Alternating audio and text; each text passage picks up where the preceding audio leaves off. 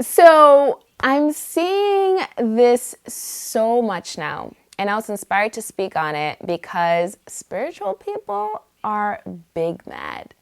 They are big mad.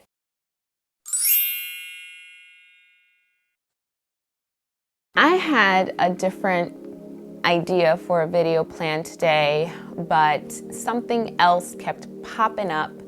You guys know my videos are more intuitive than anything else, and this just felt like what I needed to speak about today. Hi soulmates, so this video is going to be a little different because it's kind of a rant, but not really, because it's more of like a loving rant today. I'm talking about something that I keep seeing everywhere, and this is the topic of false spirituality or fake self-improvement. So a lot of the spiritual gurus or spiritual guides or coaches, whenever you want to call them out there, are pissed, and I mean pissed. They're speaking with so much passion and kind of negativity and just like anger, and I keep seeing videos and comments from those who consider themselves more spiritual, and they are pissed, guys. Like, they're literally saying that they're pissed. These are their words. Like, I'm just repeating their words. They are pissed. And seeing them speak so passionately about, fake spirituality, it got me kind of fired up, but not in like a bad way. It's more of like a way of like, ooh, why are you mad though? Like, that's my big question, really. Like, why are you mad? It's really interesting to me because it all sounded so egotistical. And I know that's kind of a judgment. I recognize that on my part, but it does sound like it, doesn't it? Like, oh, there are levels to this shit, okay? Like, okay, so like sit on your level and don't mind anyone else's. Like, I'm just in awe of the anger that's coming out of this right now. It's like, unless someone is at your door seeking help from you, I just don't know why you would be concerned with how they're approaching spirituality. Other people's journeys and how it looks, frankly, is no one else's business. I really wanted to make this video because I feel like no one else is talking about it, from the other side, or at least offering some guidance to the other side. And I feel like it's important to,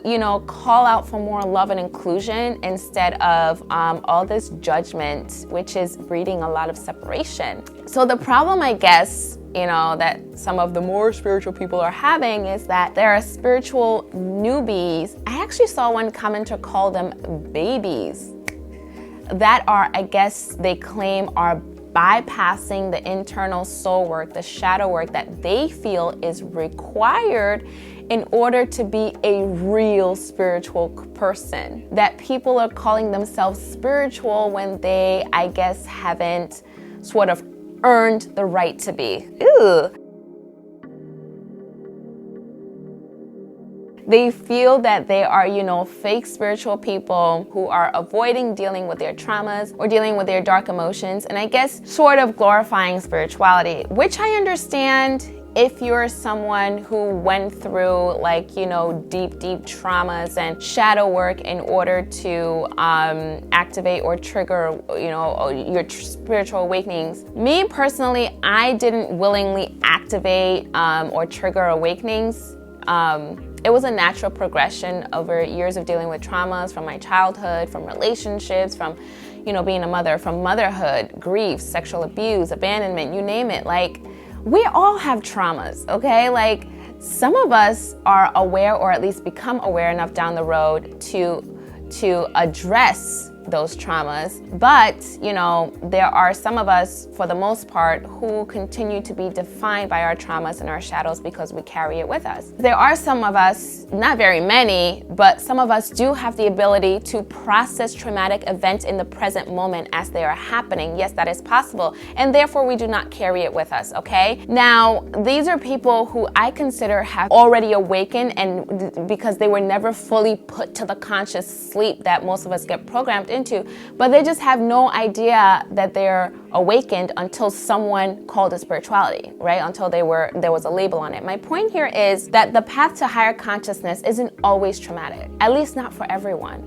It can be just blissful for some people. Yeah, it can. If it wasn't bliss for you, that's cool. Like, it can be both. It can be both blissful, and it can be traumatic. It can be a horrible experience, or it can be the most amazing experience of your life. But let's not judge how it looks for someone else, you know? And there's nothing wrong with always looking at the silver lining if you're someone who's starting to discover spirituality and you're doing it through positivity. There's absolutely nothing wrong with that, with spreading love and wanting to always, you know, look at the love, look at the silver lining. They're there for a reason. Dealing with traumas and shadows looks different for everyone. Just because it doesn't look like the way one person dealt with it doesn't mean that the other person is consciously avoiding it. Look, all you more spiritual people out there, we live in an age where everyone now has easy access to resources to help them through shit so easily. You can easily get guidance through whatever you're going through, no matter what it is. And more people are waking up and able to offer more guidance to more and more people like never before in recent ages. And furthermore, trauma looks different for everyone. Something that may have traumatized one person may not traumatize the other. Okay? Trauma also looks different now than it did 10 years ago, maybe when some people were going through their spiritual awakenings. That looks different than 20 years ago. It's looked different over the ages. So let's stop the judgment of how spirituality looks or should look for others. Being able to integrate your shadow is something that everyone has to work to get to. If someone is not there yet, what's wrong with that?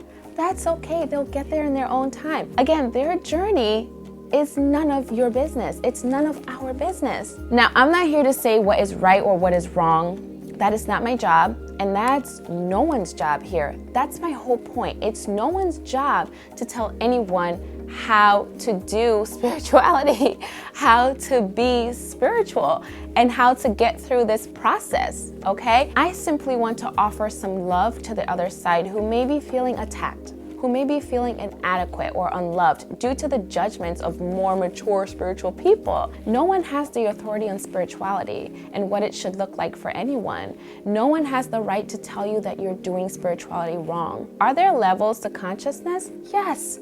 Does it take work to advance through the levels of consciousness? Absolutely. Is there a right way to do so? Absolutely not. There's only your way, okay? Everyone's path to enlightenment is very different. Everyone's spiritual journey is personal, it's individual, and it is unique. Don't let anyone tell you how it should be or how it should look, okay? Your path is your path. As long as what you are doing and where you are going is in alignment with your soul, as long as it feels good to you, don't question it, okay? Because that's when you know you're in alignment, when it feels good to your soul. Let those who are judging continue to judge. That's their shadow, that's their journey as well, and that has to be respected. Don't take it personal. We're all here to learn and grow in our own way, on our own time. It is not one person's or a group of people's job to police spirituality, okay? Spirituality is a free-for-all. It is a free-for-all, all right? Everyone is entitled to this journey in their own way, in their own time. No one owns spirituality, you know? However an awakening is triggered will be triggered for people when it's time, in their own time. I just feel like it's important for us in the spiritual community, especially for those of us who may have accidentally stumbled upon awakening after awakening, to be inclusive and not berate others, you know, who simply have the desire to activate awakenings at will, or people who just want to explore spirituality. So what if they didn't come to spirituality because of some deep trauma or some, you know, big life change and challenge or whatever? So what if they just want to be spiritual? It's going to lead them exactly where they're meant to go, and they're exactly where they are supposed to be, doing exactly what they are supposed to do. All right, I just feel like we have so many people in the world now opening up their minds to spirituality, and it's such a beautiful thing. We should be appreciating this shift instead of creating a box. You know, spirituality is about coming out of the boxes we've created, yet we're creating a box for spirituality? No, all are welcome to journey whenever they please, however you please, okay? You are allowed, you can do it. Don't stop being positive just because someone thinks it's toxic or whatever. Don't stop working on your manifestations. Keep sending out love in the world because it feels good, all right? Thank you all for your love and understanding and openness. I really truly appreciate people who are opening up to spirituality, no matter how you're doing it. Just being open is a brave thing. It's a beautiful thing, and I love and appreciate every one of you. I'm sending you so much love on your journey, no matter what kind of journey you're on, spiritual or not.